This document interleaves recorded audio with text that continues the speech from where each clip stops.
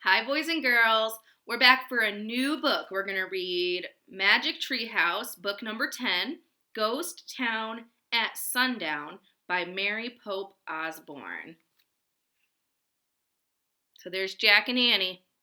If you look at the cover, I want you guys to think what this might be about.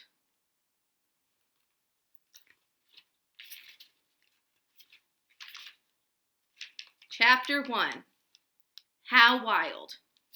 Jack and Annie were sitting on the porch of their house. Annie was gazing down the street at the Frog Creek woods. Jack was reading a book. I have a feeling we should check the woods again, said Annie. Why? Said Jack without looking up. A rabbit's hopping by, said Annie. So, we've seen rabbits before. Not like this one, said Annie. So there they are.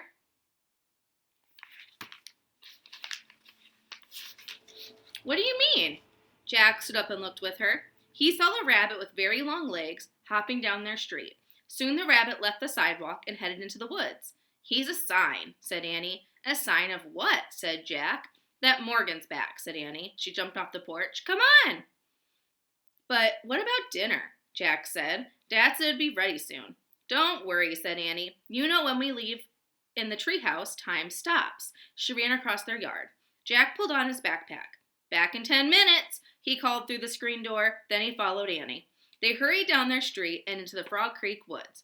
The sun was setting above the trees. There he is, said Annie. The rabbit was standing in a ray of sunlight. When he saw them, he took off. Jack and Annie followed the rabbit until he vanished behind the tallest tree. I told you, see, said Annie, panting. She pointed up at the tree. Morgan Le Fay was waving to them from the magic tree house high in the branches. Jack and Annie waved back to her. As always, Jack was very happy to see the enchantress librarian again. Come on up, she called. Annie and Jack started up the rope ladder. They climbed up to the treehouse. We followed a strange rabbit here, said Annie. Is he your friend? Perhaps, said Morgan. She smiled mysteriously. I have many odd friends. Including us, said Annie. Morgan laughed. That's right. How are you, said Jack.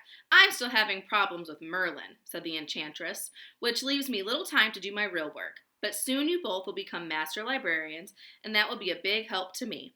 Jack smiled. He was going to be a master librarian who traveled through time and space. It was almost too good to believe. Are you ready to solve another riddle? Asked Morgan. Yes, said Jack and Annie together. Good, said Morgan.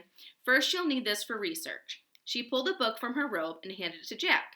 It was the book that would help them on their journey. The title of the book was Days of the Wild West. On the cover was a picture of a western town on a prairie.